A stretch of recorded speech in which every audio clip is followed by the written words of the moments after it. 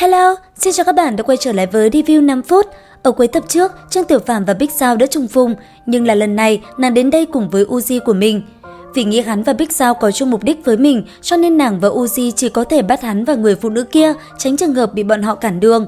Thế nhưng, khi vừa xuất chiêu, một mảng diện tích lớn chớp mặt bỗng rung chuyển, khói bụi ngập trời. Sau một khắc chỉ thấy một con quái thú khổng lồ xuất hiện với vẻ mặt vô cùng ác độc. Nữ nhân đeo mạn trên mặt nhìn hai vòng sáng trên mặt, vô tình hải cuồn cuộn sóng đang cùng lúc càng tiến gần bờ. Trong giọng nói có vẻ sợ hãi, đó là Hắc Thủy Huyền Sa. Hắc Thủy Huyền Sa là con ma thú từ thời thượng cổ, hung hãn không kể xiết.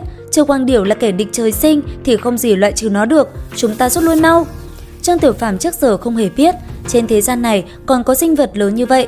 Thậm chí, hắn từng nghĩ linh tôn Thủy Kỳ Lân ở Thông Thiên Phong tại Thanh Vân Sơn là con linh thú lớn nhất thiên hạ. Nhưng giờ, so với con Hắc Thủy Huyền Sa chớp mắt, Thủy Kỳ Lân về kích thước không khắp một con cún con.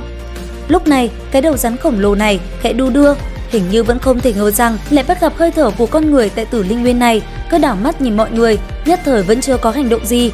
Lục Tuyết Kỳ và Tiểu Phàm nhân cơ hội rút lui, nhưng mà dì của Big Sao lúc này hô lên thất thanh, không được cử động. Trương Tiểu Phàm và Lục Tuyết Kỳ đều kinh hãi. Thế nhưng chỉ trong chớp mắt, trong đôi mắt to lớn của Hắc Thủy Huyền Sa, ánh sáng xanh bừng lên, giống như bị cái gì đó làm kinh động, cuồng nộ gầm lên một tiếng long trời lở đất. Trương Tiểu Phàm chỉ cảm thấy xung quanh toàn thân trên dưới, đầu cũng bị một lực cực lớn đẩy ra, gần như muốn rách ra thành từng mảnh. Mà nơi tạo ra tiếng động ầm ầm, thoáng hiện lên một bóng đen, cái đuôi rắn màu đen của Hắc Thủy Huyền Sa to lớn vô song, như núi đập tới thân thể của hắn. Thân thể Tiểu Phàm ở trên không trung không làm chủ được, bay thẳng về phía bóng tối vô biên trước mặt. Trong lúc lập mình lại, nhìn xuống phía dưới, chỉ thấy con sóng khổng lồ, to tượng núi hòa với cái đuôi rắn to lớn ấy, trong chớp mắt cũng đã nuốt chửng đám Big Sao. Chỉ thấy nàng tung mình bay lên, song thủ lấy thế, bạch quang phát sáng, đóa hoa màu trắng trong tay nàng tế khởi trước mặt nàng. Trong giây lát, hóa thành đóa kỳ hoa, mỗi một đóa hoa lại có quang mang màu trắng thanh khiết liên kết với nhau, trông thành một vòng ánh sáng màu trắng. Tức thì nhìn thấy sắc mặt Big Sao nhợt nhạt, thế nhưng trong thần sắc vẫn dường như không hề hoảng loạn. Vòng sáng trắng vừa hình thành, liền tức tốc xoay tròn, chiếu ra ánh sáng trắng nghênh đón con sóng khổng lồ hung hãn, không ngờ đã lì lợm chặn đứng con sóng khổng lồ ấy. Một tiếng thanh âm rầm rĩ đột ngột vang lên, ủng oang vang dội. Cái đuôi rắn màu đen to lớn ấy bất ngờ vào lúc này đã quét tới. Lực quét ở đuôi của Hắc Thủy Huyền Sa, uy lực quả nhiên to lớn không thể tưởng tượng được. Trương Tiểu Phàm thân đang trên không, thế nhưng cảm thấy bên tai vang vọng tiếng gió ù ù, hét lên, toàn thân bay vọt về phía sau. Ai biết được Tử Linh Nguyên này quả thật to lớn đến kỳ lạ.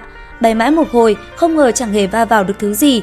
Ngay cả Trương Tiểu Phàm tự bản thân cũng cảm thấy tốc độ dần dần chậm lại, và rồi từ từ rơi xuống, hình như dư lực dần hết. Cũng chẳng biết trôi qua bao lâu, Trương Tiểu Phàm từ từ tỉnh dậy, hai mắt vẫn chưa mở ra, rồi chỉ cảm thấy toàn thân đau đớn vô cùng, như tan ra thành mấy mảnh.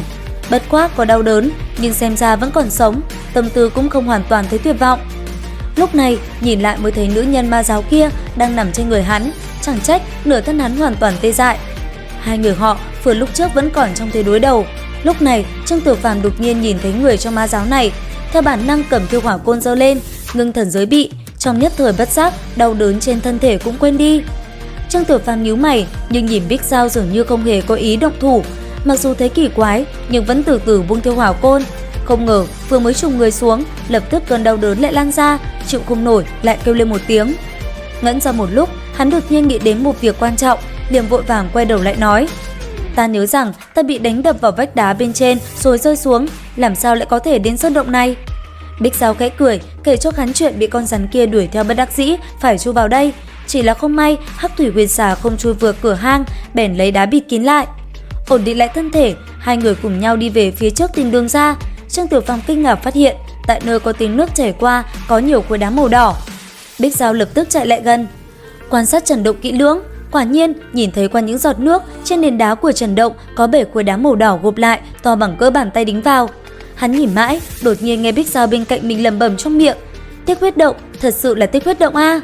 Big Sao thốt nhiên trở nên vui vẻ, tay phải dùng lực vỗ vai Trương Tiểu Phàm, vẻ mặt Trương Tiểu Phàm liền trắng bệch. Sức mạnh của trưởng này đương nhiên không nhẹ.